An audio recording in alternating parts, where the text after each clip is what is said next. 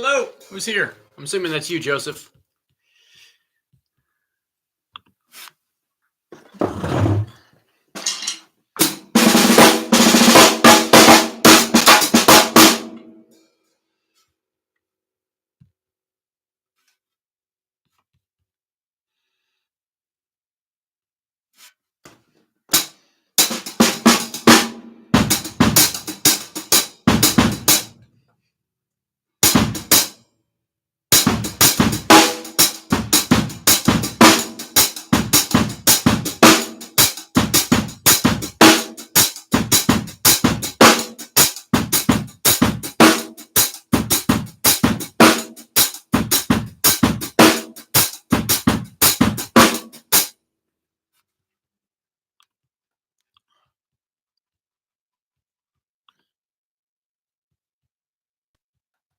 Oh, are you kidding me?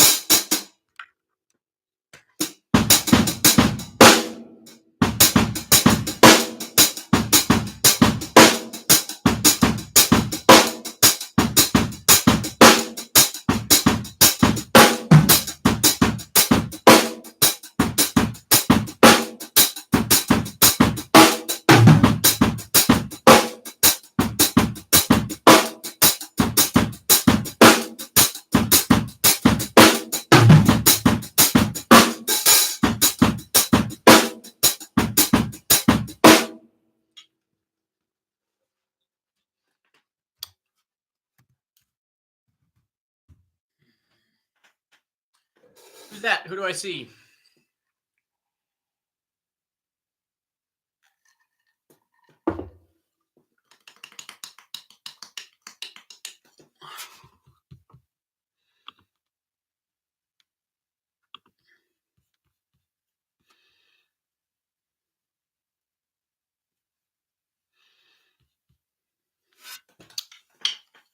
Hey guys, go ahead and type something when you're on. Let me know who's here.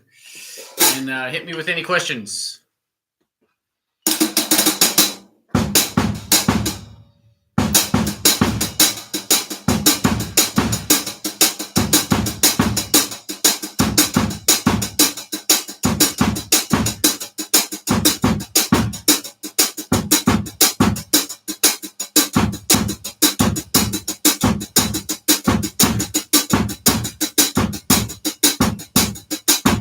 Can you guys hear me?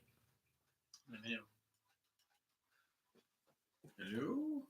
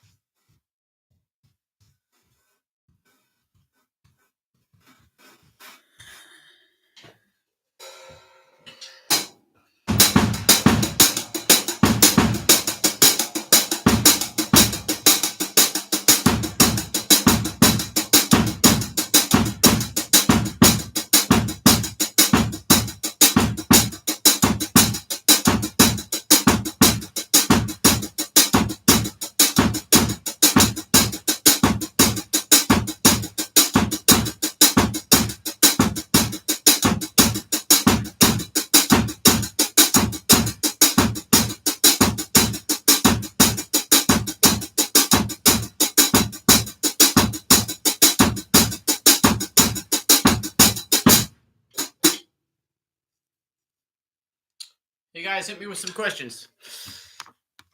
I'm assuming everybody's hearing me. If you're not, maybe type something. Hey, Joey. All right, man. Thanks for being on. Hit me with something.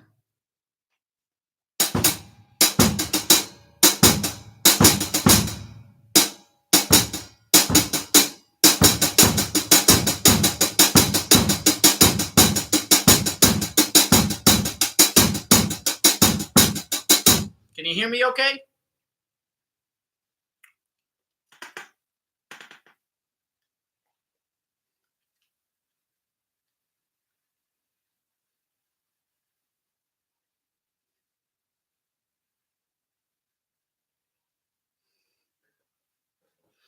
There we go. Hey, Drew. Can you walk us through your process of thinking about parts when writing? The song needs this or that. Woo! Sure. I like that question.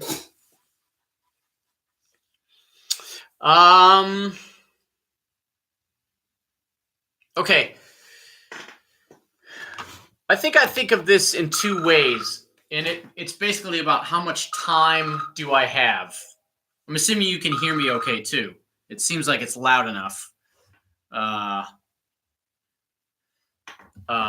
through the mic.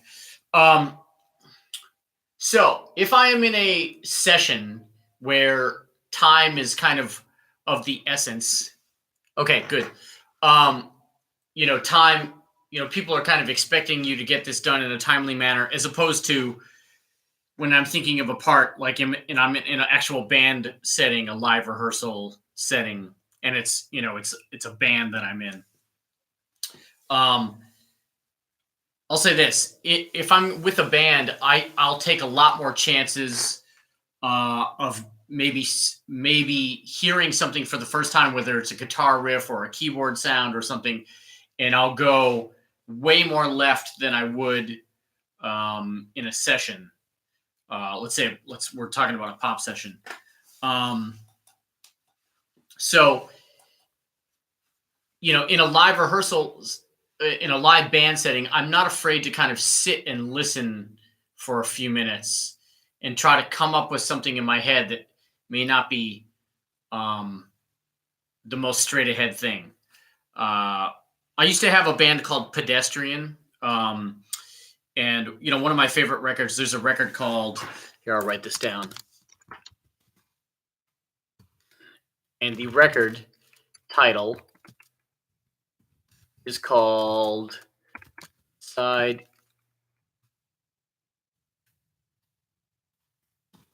Zeitgeist. Okay. So you can find this on Spotify somewhere, but, when I was playing in that band, we would rehearse a long time, and I would come up with a part. We would groove on it for, a long time, and I may start to hear something different and change something. So it was a very long format type thing. And then I would go home and listen maybe to a little tape recorder or something that I had and think about the part and listen to it from the outside. So that's, if that makes any sense. So it would be a long process of trying to really come up with something unique for a song. In a studio session, I try to analyze the, first of all, the type of music that I'm playing, and two, who I'm doing the session for. Do I think they're people that want to have experimentation, or they really want something pretty straight ahead, and just don't mess around, kind of get to the point, get to the most simple kind of grooving pop type thing. And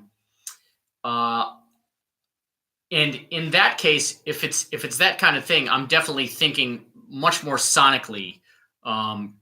Is there some kind of interesting sound that would be appropriate and would fit in? Hey, Joe, I see your question. I'll get to that in a second.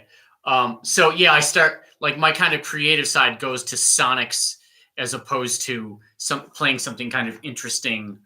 But I guess that's always kind of the goal, to try to find something unique, but not like silly drum shit. Just something that may make the tune stand out a little. Let me know if that is a good answer, and let me know if I can expand on that more. Joey, I have a question, but it's kind of elementary, so I wanted to wait until there was more advanced guys that got some of their questions. Come on, just tell me.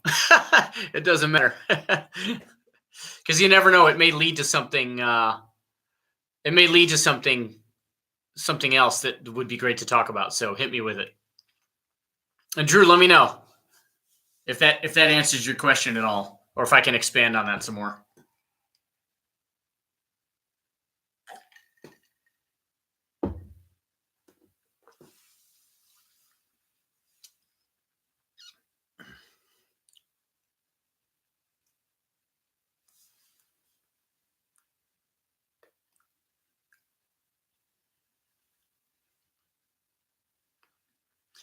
I have an MV51 and GarageBand plus my iPhone 8.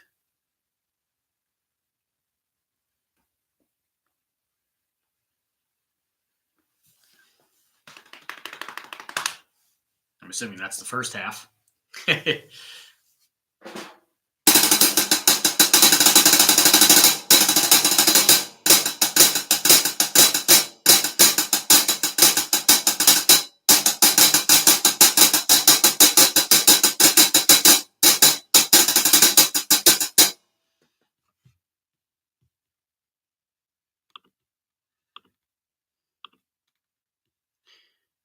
Still typing, Joey, right? Okay. As you know, I'm just starting out with this whole recording thing. Yes.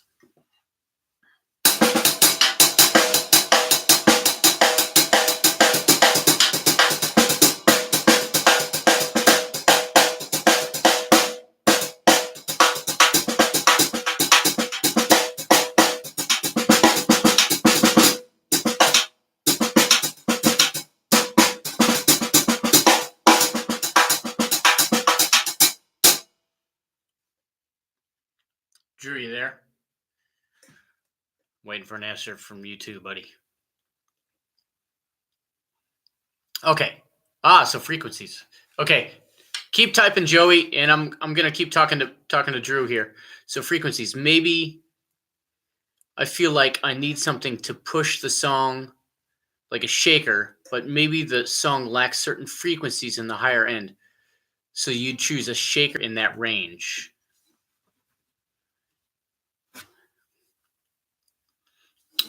Okay. Process thinking about parts and writing. Oh, okay. Yes. Okay, I see what you're getting at. Yes. I think sometimes it can be about motion too in writing the part. So let's say it needs like a 16th note motion, like a shaker. And it really needs that at the beginning, or people kind of need to hear that, but you don't necessarily want to have to track doing this, because it's not really the right part. This is more like the right part.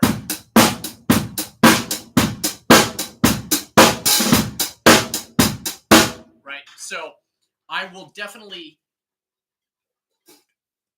hear like a frequency thing, like maybe it's a maraca, like, so it's something kind of mid-rangey that doesn't stick out too much, and put that down first and then deal with the part. So, and it could be even maybe it's a placeholder, just for the other people in the room, or even for yourself, that, okay, this could be the right frequency range to help move the song along. And then I'm going to track my part that I think is the most supportive thing for the song, right? And then maybe go back and change it if it's like, okay, now that I have the drums, I have the right hi-hats that I want and everything, but that maraca or that shaker or something is blending with it too much.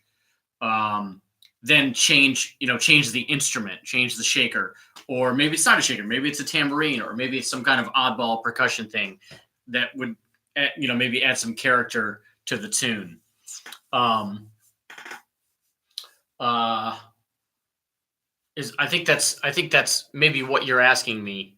And I do try to verbally explain this to people if they're in the room. Say, hey, hang out, like be patient. This process is going to take 20 minutes.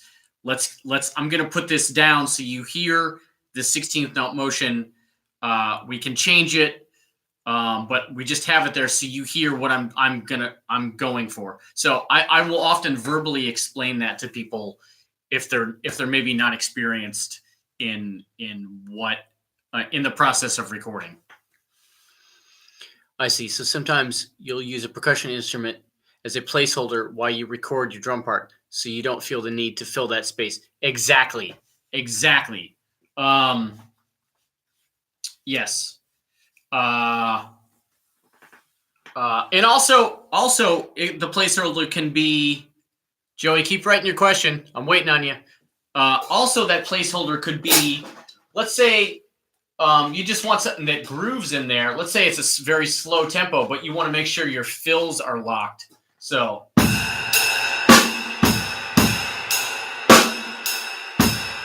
the shakers, you've overdubbed a shaker and it's going.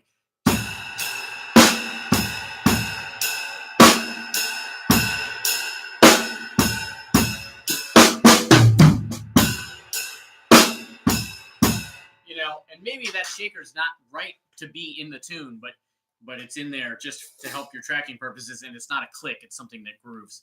So yes, I'll put something as a placeholder to either help motion, help myself, help the song, anything. The great thing is, like, there's no rules at this, when you're recording something, because you can always mute it, you can always change it. It can be there as a cheat. It can be there as an actual thing. Maybe you need to retrack the shaker or whatever it is anyway once the drums are down, just to really lock it in a certain way. So yeah.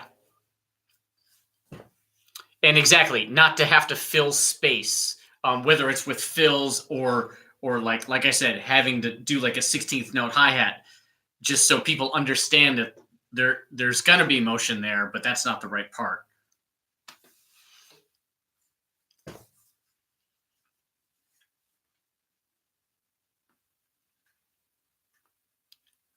Joey, where you at? Waiting on this. Drew, enough? Let me know if I can keep expanding.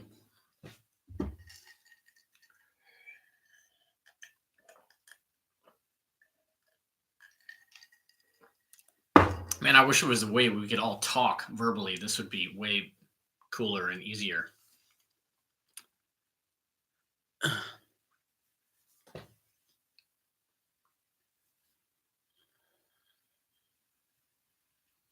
There we go. How do I take a pre-recorded play-along track, i.e. Loop Loft, Larry Golding's Vintage Keys, put it on GarageBand and play along with it, record it, and then way down the road, post it on Instagram, record it, and then...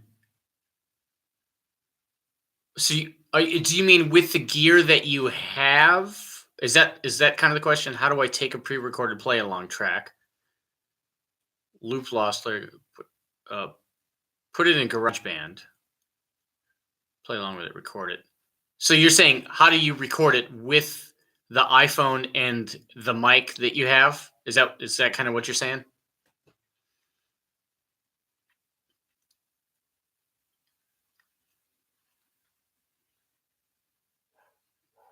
Maybe you have a PDF you could send me when we are done here today. Yes, with the 3 items I have. Okay. Are you using the iPhone for sound or just for audio or just for video?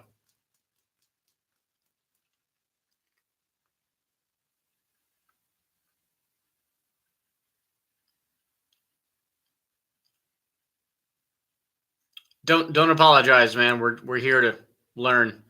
You never know. Maybe Drew needs to know this too. Just for video. Okay. So the only audio that you're taking is that one mic, the MV51, was it? Is that what you mean?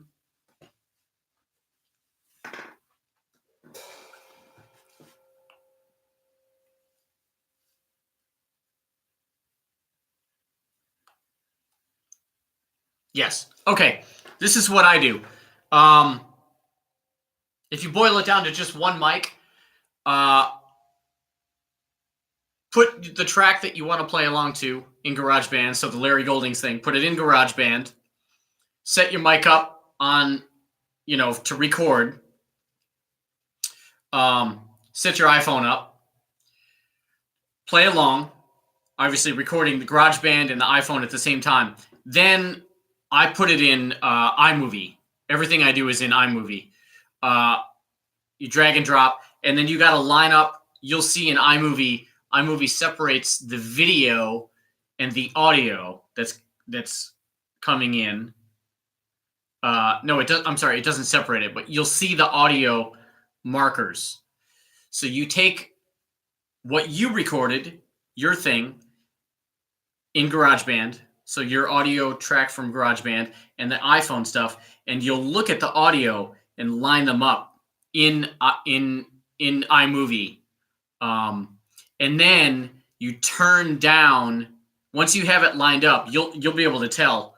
Then you turn down the audio from the iPhone so you don't hear that, and then you just have your recorded track from GarageBand and the Larry Goldings thing. Oh, sorry, you have to bounce that together first. You have to bounce it from GarageBand. So it's one track or a stereo track, the Larry Goldings organs and your drums. Put them into iMovie, line them up, and then turn down the audio from the iPhone. So you're only hearing the organ and you from GarageBand. Does that make sense? I can write this down, but hopefully that makes sense. Drew says, I do the exact same thing with iMovie as well. YouTube tutorials will help you learn how to sync the audio and video. Yeah, and the weird thing is that I was just reading about this recently. iPhone will, if it's long enough, it will eventually fall out of sync with your recorded WAV file. And I haven't gone this far, but apparently there's some program you can get and then put your iPhone audio through that, and it will stretch it. But this is only if it's over like 5 minutes or something. But you will see it start to drift. It's kind of a pain in the butt, but yeah, my clips are usually not that long, so I'm not too worried about it. Or somehow I have some edit in there, and I can just reline it up. Does that help, Joey? I'm happy to write this for you down this for later.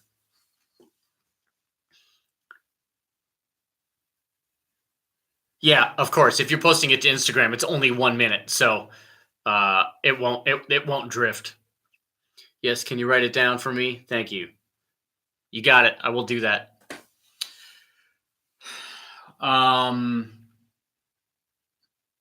Okay, more recording questions. I'm happy to talk about lesson stuff too. If those are the only specific questions you guys have, I'm happy to talk about any lesson stuff. I can show you something I'm working on. Either way.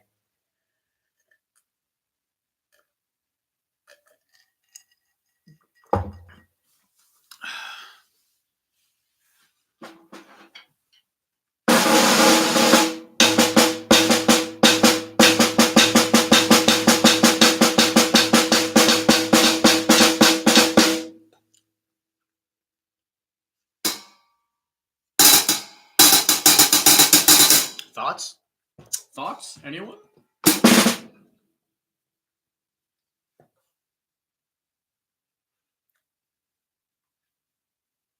Okay. For the moment, I'll move ahead. I'm going to show you guys what I'm working on because it's hard. And man, I've been shedding. It's been a good challenge for a lot of things. Practicing at is difficult for me, but I need to get better at it. Any ideas? Practicing very quietly? Yeah. Yeah, I have two thoughts. One, the only way to get better at it is to do exactly that. So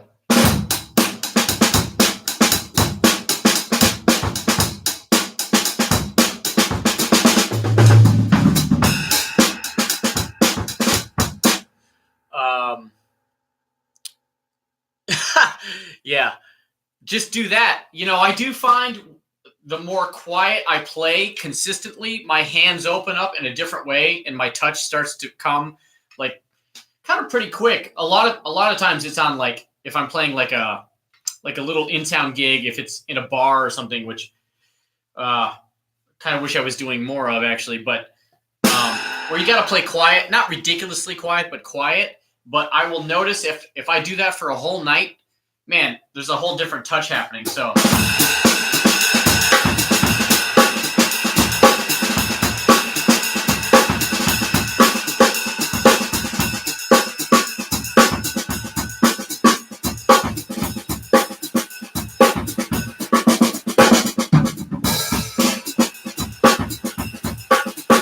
yeah, man, if you play like that for a half an hour, you will notice that your touch starts to develop.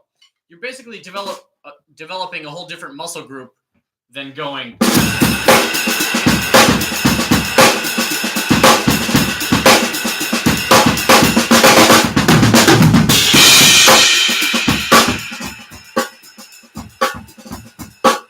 And I think it gets your fingers going more. I think it really helps develop a different internal sense of time because often when we play quiet, we want to slow down, right? Because our intensity internally may instead of so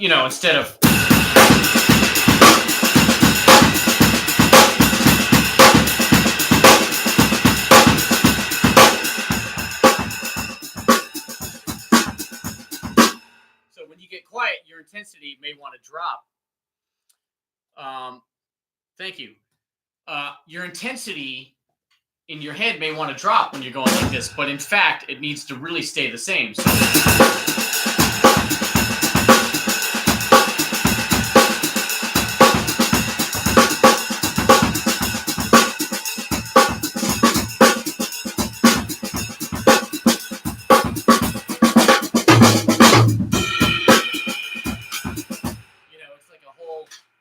it's a whole thing. So, working on dynamics.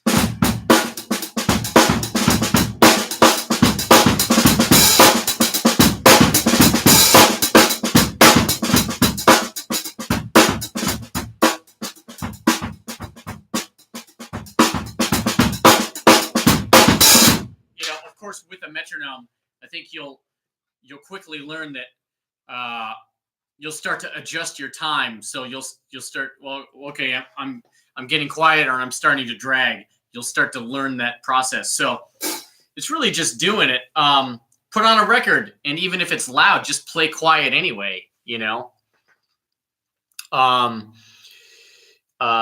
yeah. Oh, and I would always also say play on a pad. Take like I'm doing this. I'm kind of reworking myself through this book a little bit.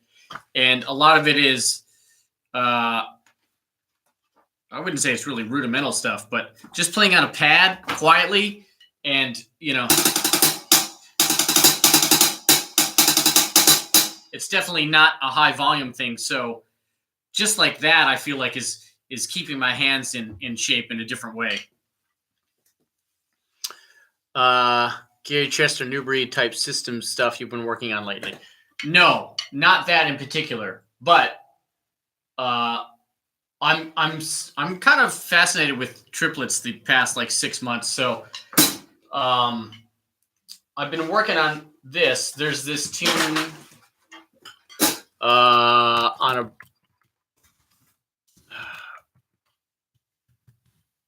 I'm typing a Brecker Brothers record called African Skies. And man, it is a beast. So there's this one section in it where there's kind of like no downbeats. Well, I shouldn't say there's no one. So this is the 1, 2. This is the feel. 1, 2, 3.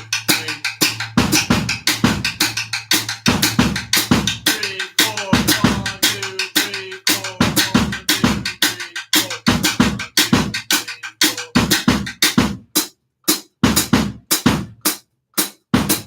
2, 3, 4.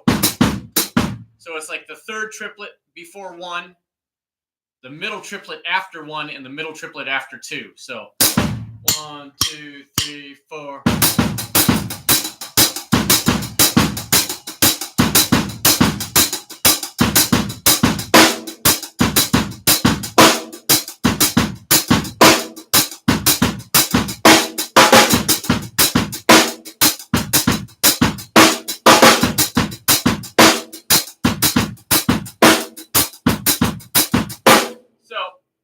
My whole thing with this is being able to get through fills and land on that, and emphasizing that third triplet and really keeping the feel consistent. Let's see your questions. I'll get to those in a second. So I'll give you another example. So 1, 2, 3.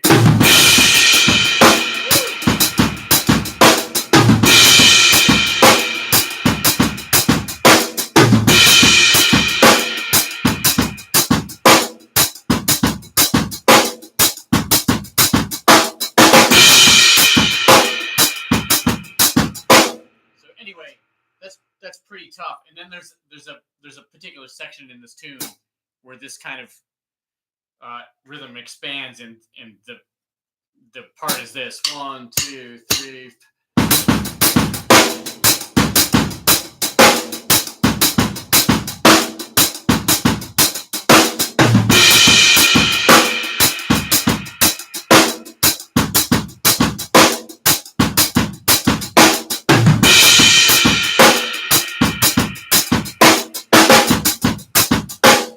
Still don't have it down. I'm really trying to get it smooth and consistent and be able to play through it with what I feel. So that's my whole thing. And that middle triplet, getting that, it's really, I feel like for me, I need to push it to get it really in the right spot. And when it locks in, it feels really good, but I can tell when I'm laying back on it and it doesn't feel right. So that's my big thing that I'm working on right now. And I want to be able to just play that groove and kind of do whatever I want without losing that. And I really feel like it's helping my timing in other areas. So that's kind of cool. Okay. What were you going to show us that you're working? Oh, I did that. Okay. So Rowan Burger Brothers, thank you. Does that make sense? I can expand on that. Okay. I have another question for you. How do you treat toms with EQ, compression, and other effects? I know it's song dependent. Okay. How do I treat toms? Toms are tricky. Where do I start? Okay, EQ. Okay, depending on the tune, of course, depending on the drums, the mics, all that we know. I'll give you kind of my general thing. I'm usually cutting mid-range, maybe 500 or something like that.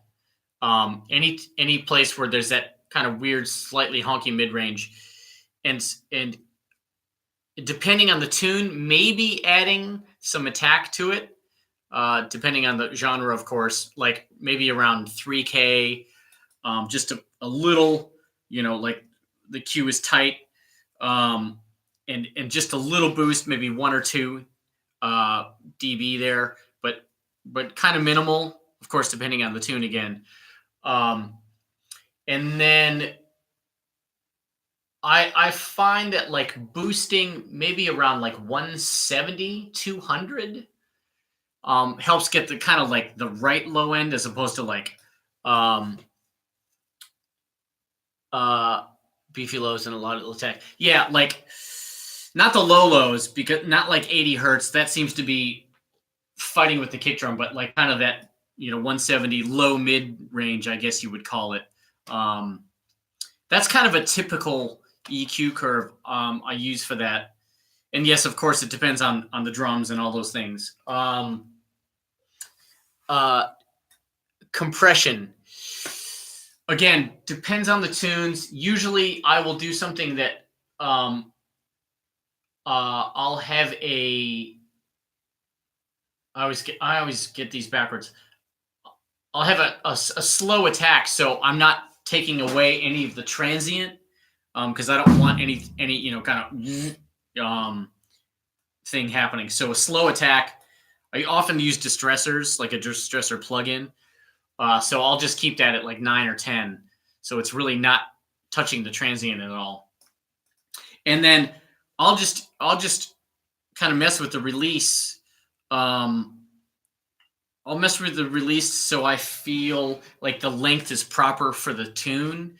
So it's hanging out long enough, but then it's getting out of the way. Maybe it's the tempo of the tune, if it needs it at all. But it usually does help it give it some presence. Some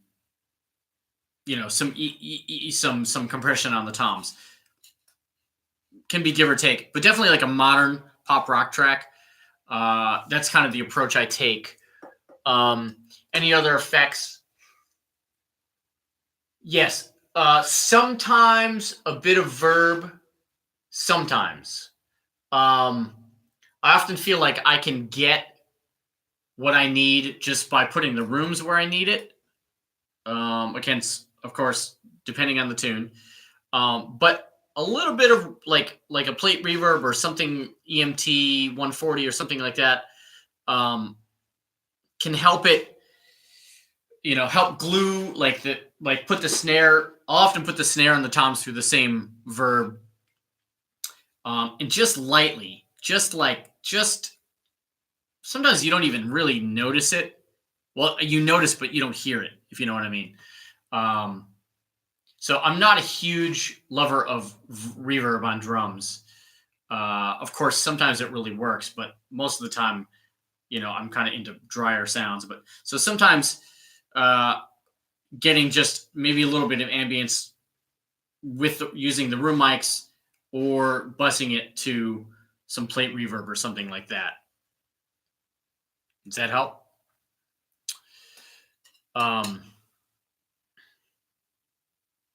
Yeah. Not really any other effects. Oh, sometimes a gate. Of course, sometimes a gate. If it really needs, if the toms are, doing that bleeding thing in sections that I don't want. I was working on a track this week, and I noticed that the floor tom was ringing every time I hit the kick drum, and it was actually kind of a cool effect. But I didn't really want it in there, so I would gate it. I was using an SSL and just putting the gate up, so it was just enough so that kind of rumble was going away. But I didn't want it. I wanted it to still sound natural. So gate here and there, maybe a transient designer, but I'd probably go with the gate over a transient designer for toms. Is that helpful?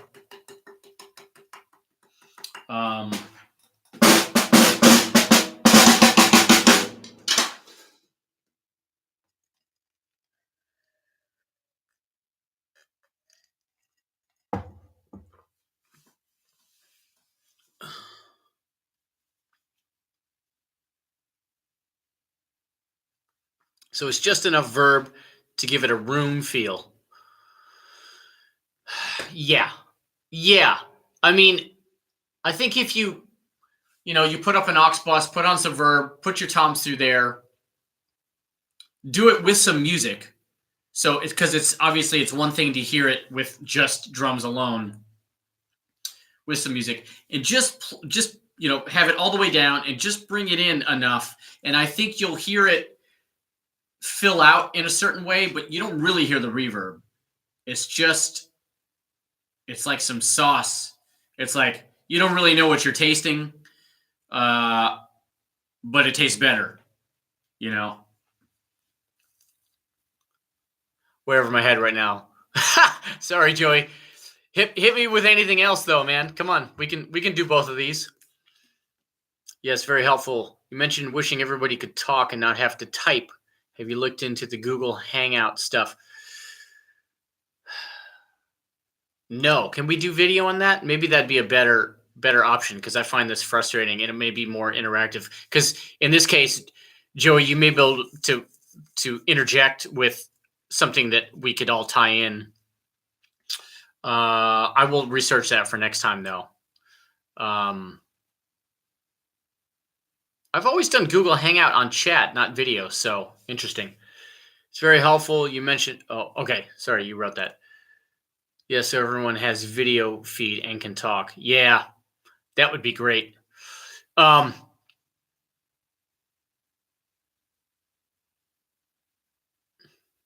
lost. I think we lost Joey. You got any other questions, Drew? Oh, no, you're still there. That's weird. It says there's only one of you guys on here. Very strange. Joey, you got another question?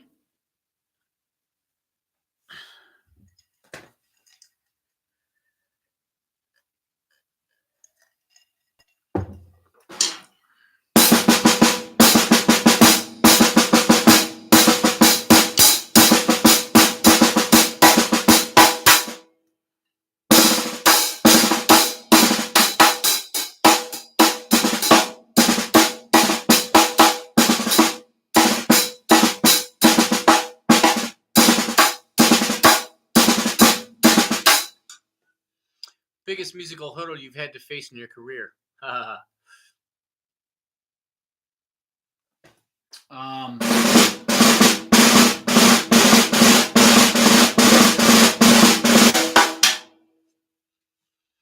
Well,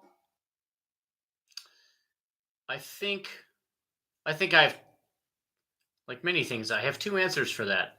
The first would have been when I got to college. I went to the University of North Texas, and I was kind of listening to like fusion, like late 80s fusion, basically, like Dennis Chambers, Weckl, Vinny, and I actually knew nothing about jazz. Like, I didn't really know anything.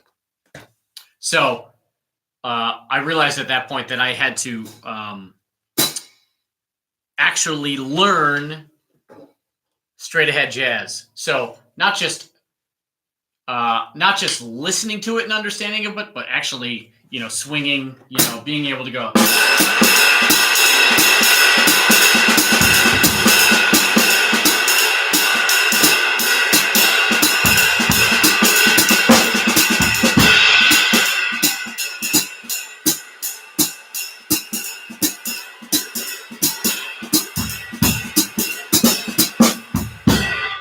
So that would be, I would say that was probably my biggest challenge, because of course that takes years of understanding form, understanding touch, having a time field in a totally different place. Let's say, the time field is here as opposed to here in rock. So that was massive. And then I would just say there's probably, so getting through school and learning that would have been like probably my biggest hurdle. But then, occasionally there's gigs that come up, I would say probably when I was younger with, that I was pretty nervous about getting through odd times, like getting through, like, I would say more just stuff that I felt was over my head. Maybe movie sessions or things like that were like super challenging, where I had to read and play. Yeah, probably usually like one-off type gigs, though, that I felt like maybe I had been trained for, but I actually had to put it into work, and it wasn't like a usual thing that I was using all the time. I can't really think of much more specific, but yeah. Joey. Okay, yes. Back to bass drum technique. When playing doubles, Beater still off the head, correct? Yes. Please demonstrate. Okay, this is the tricky part. Seeing this. Okay, I'm gonna try to put you on the floor and see how this goes. But I will say this: I don't really think of it any different than playing a singles with my foot. Let's see if I can move all this at one time without blowing this whole thing.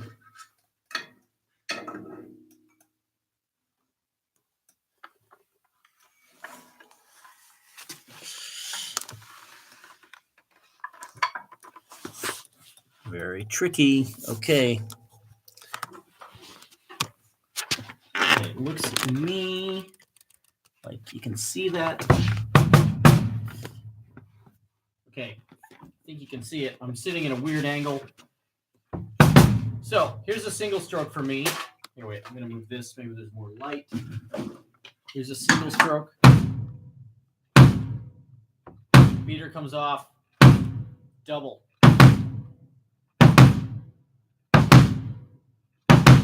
Still comes off. My whole principle, and I did not think of this at all, is that there is a balance point in the bass drum beater, just like there is with a stick. So, right, there's a balance point with the stick. If you hold it at the balance point, the stick is going to bounce, right? If you hold it back here, stick's going to die. If you hold it up here, stick's not going to work, right? So there's a balance point. This is the same thing on the pedal. Put your foot all the way at the front, it's just going to go in, and there's no actual rebound happening. If you go at the back, you're working really hard, but the beater will come off. So there's a balance point, and on the DW, like I usually play DW 5000s, and if I put my ball of my foot about on the 5, it just comes back. It comes off the head. And I'm pretty relaxed. Sometimes I keep my foot up, but it's still, the pedal's going to come off naturally.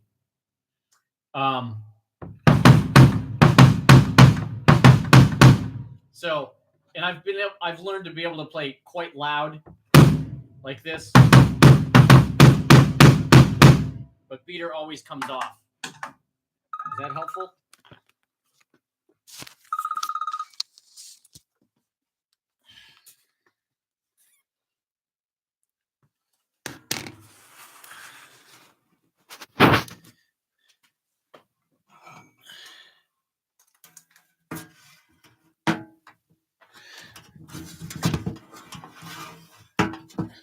So got you guys?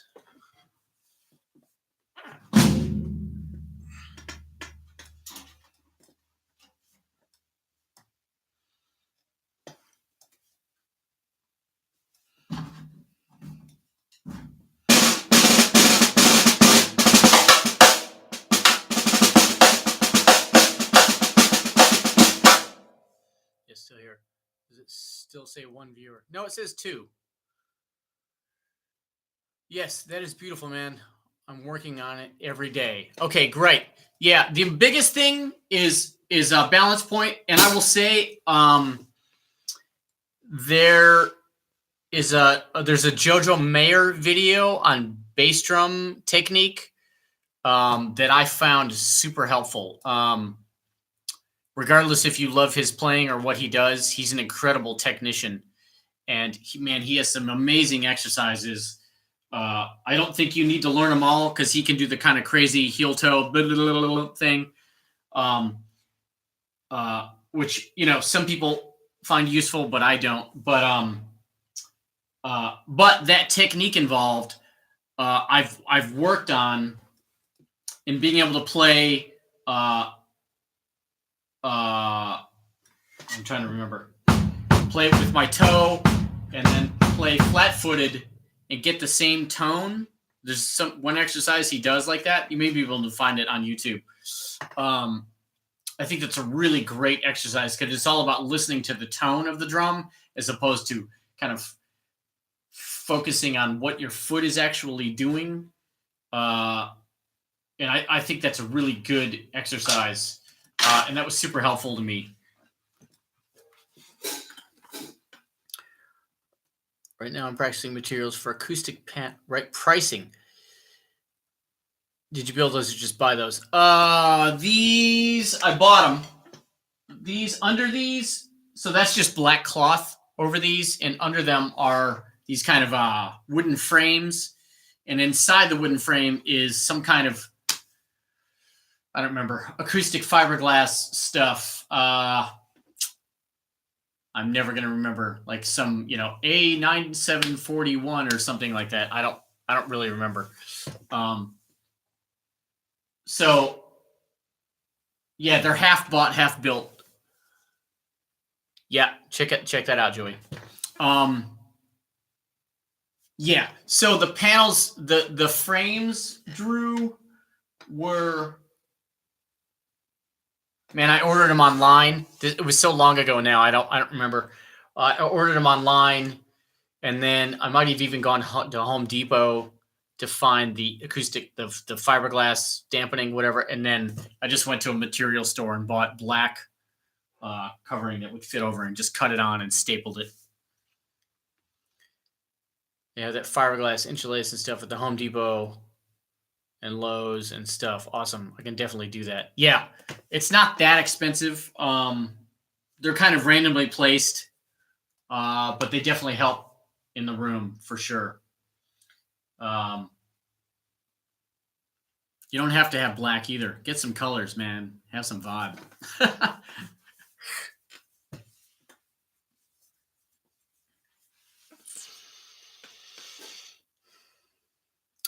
Hey, so guys, a couple things. So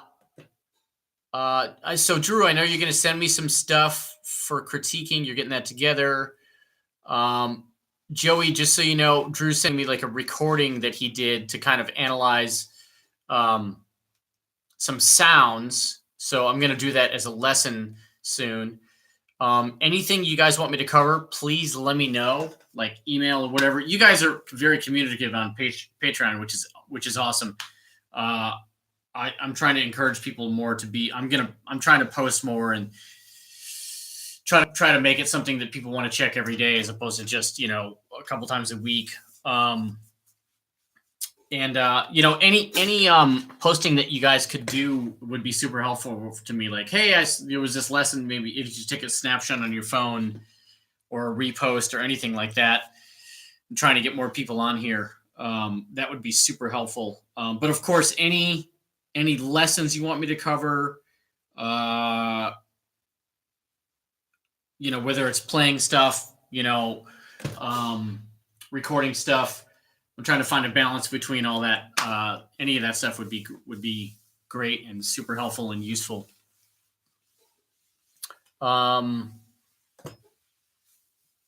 Any more questions, guys, for today?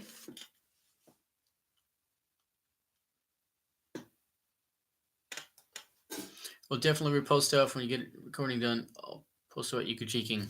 Thank you, appreciate that. Or if the other thing I guess would be an Instagram.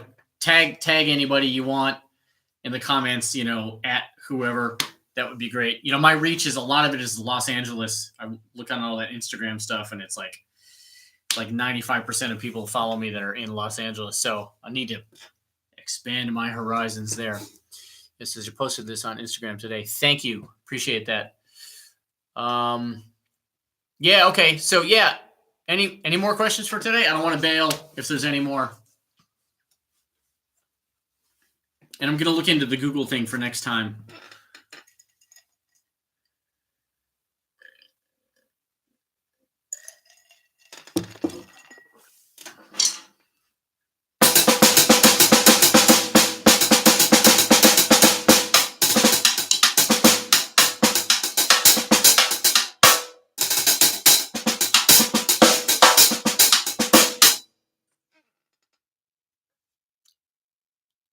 Right on.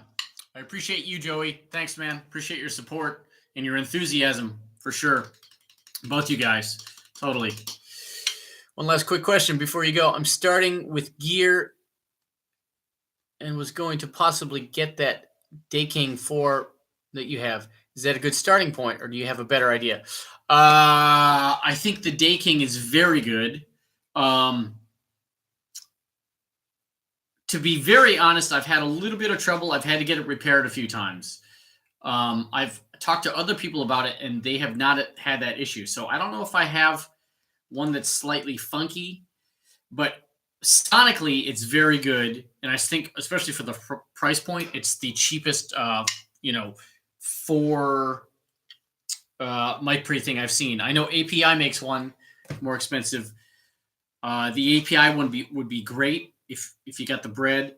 The Daking, I'm very happy with it. One thing I always use it for is direct. If I'm recording bass, I go through DI bass through that thing. It sounds really great. But yeah, I think it's good. I think you'd be happy with it. So, yeah, check it out for sure. All right. Thanks, Joey. I'll see you soon. And Drew, excited to do this thing for you. Do a lot of warm drum stuff, singer songwriter. So that is good advice. Yeah, the Daking is definitely warm. Yeah, I don't know how it is compared to a Neve, but I definitely find it warmer than an API. So yeah, could be cool. In fact, you're making me think I want to put a snare through it just to, put in snare and toms just to check it out. See you, Joey. Take it easy, man.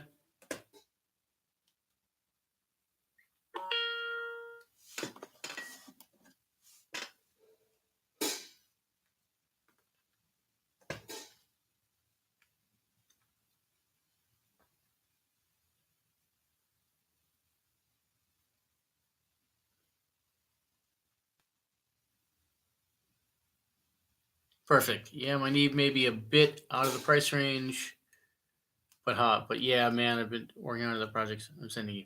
Okay, great. Awesome. I'm really excited to hear it. I think this will be a cool thing, especially to get some other people involved and hear other people's recordings. It's a really good idea. Yeah, check out the Daking. Maybe I would say maybe see if you can borrow one for a week and check it out. But it's solid. So don't forget my PDF for the. Yeah, I'll probably just do it as an email, Joey, as opposed to a PDF. But I'll write the process down so it's there for you.